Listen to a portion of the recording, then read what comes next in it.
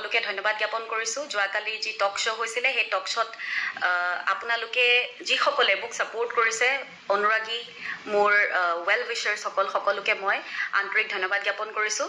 কিন্তু মই এই মুহূৰ্তত এই ভিডিঅ'টো শ্বেয়াৰ কৰিবলৈ বাধ্য হৈছোঁ অন্য এটা কাৰণত। যোৱাকালিৰ অনুষ্ঠানটো শেষ হোৱাৰ পিছত আমাৰ প্ৰাগ নিউজৰ MD সঞ্জীৱ নাৰায়ণ ডাঙৰীয়াই আমাক অনুষ্ঠানটো হৈ যোৱাৰ পিছত বিশেষভাৱে তেখেতে মোক ব্যক্তিগতভাৱে মোক কৈছিলে যে যি হ'ল পাৰ্চনেলি তুমিও বেয়া নাপাবা আৰু আশা কৰোঁ তুমিও আমাক বেয়া নোপোৱা। ময়ো ক'লোঁ যে মই বেয়া পাবলগীয়া কথা যিখিনি আছিলে মই তাৰ কাৰণে মই উত্তৰ দিবলৈ আহিলোঁ, ক'লোঁ।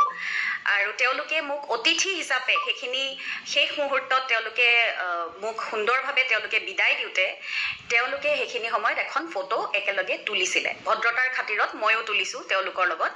কিন্তু মই এইটো কথা বুজি পোৱা নাই, এই ফটোখন লৈ আজি তেওঁলোকে শ্বেয়াৰ কৰি পেলাই কি বুজাব বিচাৰিছে, ইয়াৰ আঁৰত ৰহস্য কি?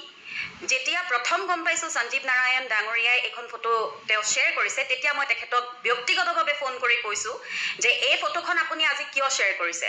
মানুহক বেলেগ ধৰণে এই কথাখিনি ঘূৰাই পেলাই বুজোৱাটো মই এইটো কথা কেতিয়াও সমৰ্থন নিদিওঁ।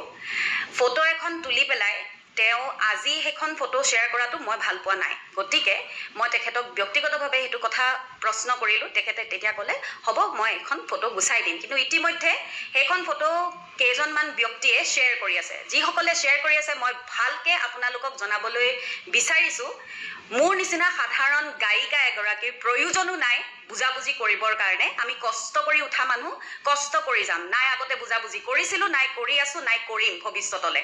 আৰু ব্যক্তিগতভাৱে মই মোৰ ফালৰ পৰা সম্পূৰ্ণভাৱে আপোনালোকক জনাই দিছোঁ, বিশেষকৈ সঞ্জীৱ নাৰায়ণ ডাঙৰীয়া আৰু প্ৰাগ নিউজক মই জনাইছোঁ, আপোনাক বিশেষকৈ সঞ্জীৱ দা মই যথেষ্ট সন্মান কৰোঁ আগৰ পৰাই।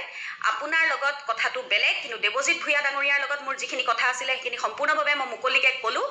মই আপোনাক কৈছোঁ বিশেষভাৱে, আপুনি এইখন ফটো প্ৰথমতে শ্বেয়াৰ কৰিছিলে, মই তেতিয়া মনা কৰাৰ পিছত আপুনি গুচালে। তাৰপিছত এখন ফটো কেনেকৈ শ্বেয়াৰ হ'ল আৰু কি বুজাইছে মই এইটো কথা আপোনাক সুধিব বিচাৰিছোঁ। আপুনি স্পষ্টভাৱে কওক যে মোৰ আপোনাৰ লগত বুজাবুজি হৈছিলে নে আপোনালোকৰ অনুষ্ঠানটোৰ লগত বুজাবুজি হৈছিলে, কাৰণ মই জনাততো মই তেনেকৈ যোৱা নাই।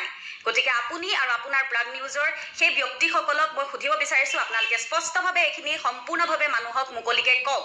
আৰু মোৰ বুজাবুজি কেতিয়াও আপোনালোকৰ লগত নাছিল, কাৰো লগত নাছিল, নাই এতিয়া আছে, নাই আগলৈ হ'ব।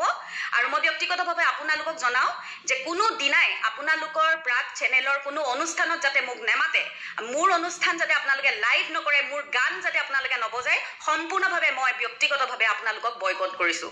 ধন্যবাদ।